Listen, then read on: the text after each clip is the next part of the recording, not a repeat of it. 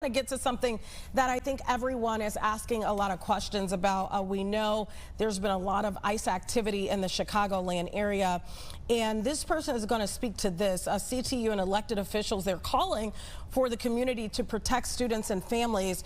This is in the wake, obviously, of the immigration enforcement that's been going on, and it comes after a mother and her children, ages 8 and 3, were detained by U.S. Immigration and Customs Enforcement agents at Millennium Park last week. We saw that picture of the little girl just completely distraught over this. Chalkbeat reporter Reema Amin covered this story, and she joins us now via Zoom. Reema, thank you so much for being with us. We appreciate your reporting on this.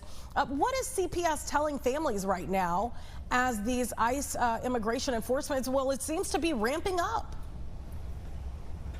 Yeah, thank you so much for having me. CPS has kind of, since the Trump administration came into office, has sent a pretty consistent message to school families and staff that, schools do not ask for immigration status of students, of their guardians, of their families, and that they don't allow federal agents into their buildings without a signed warrant, a criminal judicial warrant signed by a judge. And so they've also really urged families to update their contact information and their emergency contact information with schools, so that in the circumstance that a guardian or parent is detained by ICE or by federal agents, that there is somebody to come pick their kids up at school. So these are the things that they've kind of consistently told families since January, and it's the message that they are reiterating to communities even now in these family letters that occasionally go out. Reema, it seems like they've needed permission to go into a lot of these places, and it seems like some of these spots we thought or soon would be safe spaces around Chicago, but yet ICE is still going in there and detaining people. Is CPS concerned that they'll go against that order, needing permission, and go in there anyways?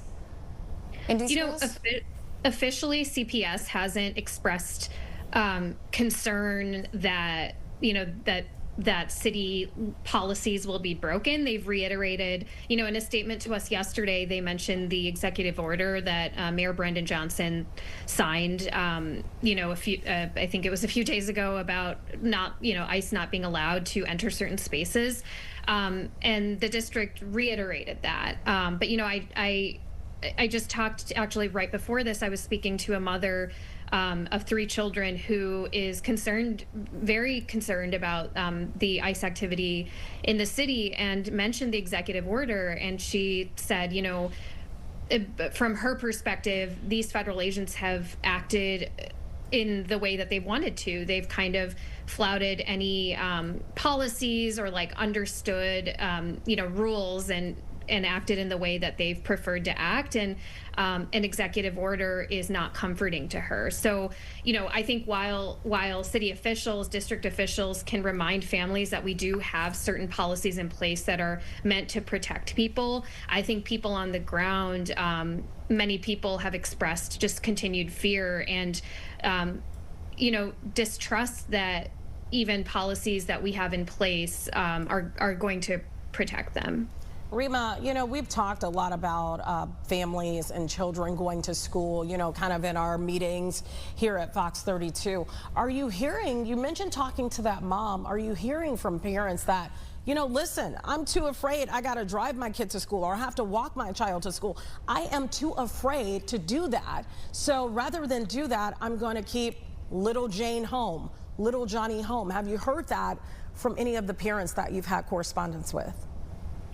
Yes. Back in January, I spoke to a mother who, for several days after the inauguration, kept her kids at home. And she was, she's a recent newcomer from Venezuela, had a very precarious immigration status, and was really scared, and she kept her kids home. And it was only after a teacher from the school reached out and sent her a few emails and said, look, we really think school is the safest place for you. It was only after that she sent her kids back. We've heard similar stories, not just the reporters at Chalkbeat, but the Tribune and the Sun-Times have done some great reporting on this, that yes, there are families who are still fearful of sending their kids to school. We are still waiting to get some data on what attendance has looked like at the start of this school year, and since ICE has ramped up activity in Chicago. But again, just in recent days, I've spoken to families who are still sending their kids to school, but are hearing from other parents who haven't been, and are starting to advocate for a remote option, similar kind of to what school districts were doing during the pandemic. It seems like teachers and staff have really stepped up. I believe, correct me if I'm wrong, I was reading your piece, and it was a school in Albany Park where some of the teachers stayed back to make sure that kids were escorted home if they didn't feel comfortable going home themselves.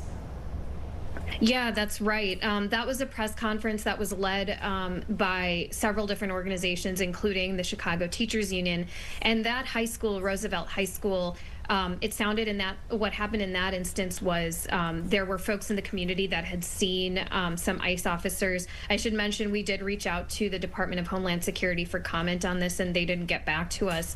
But as soon as they started hearing these reports, folks in that community have organized kind of this support network where they'll send people out to school drop-off and arrival, just to keep an eye out for ICE agents so that they can let others know that there is activity in the neighborhood. And in that instance, like I said, that teacher mentioned that some people stayed back for kids who felt like they just wanted to stay in the Roosevelt School building for a little longer because that's where they felt safe. Others that were associated with, the local alderwoman's office, they kind of fanned out and stood like patrol on the street to help make sure that kids got home, without incident. They also mentioned that local businesses opened their doors and said, if you want to come hang out here for a little bit, we're happy to have you. So it was really kind of striking to hear their stories of how, this pocket of the city kind of, in their words, banded together, and they were calling for more community involvement like that. Reema, we mentioned before we introduced you the mother and her two children that were detained, ages 8 and also 3. Have you followed these families to find out, once they are detained, what happens with the children? Are they placed separately from the parents? Do they get to be detained with the parents? Have we heard anything about what that looks like once they're in ICE custody? No, and I think that there is a lack of clarity there. I think there are still questions and answers we're trying to figure out, even when it comes to what happens if, not only if, in that instance, there was a child, I think 2 children who were detained with their mother, eventually released.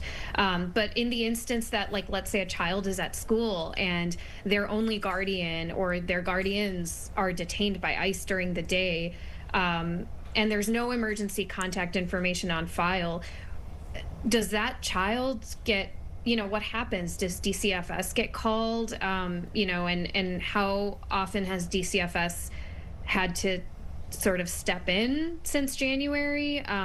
What's their role? Are there things that parents can do to ensure that their kids go somewhere else instead of like the state? These are really important questions that we don't quite have the answers to yet. And scary too. I mean, to really think scary. about what could happen to those children if they're just out there. That's a frightening thing to think about. As a parent myself, that's frightening.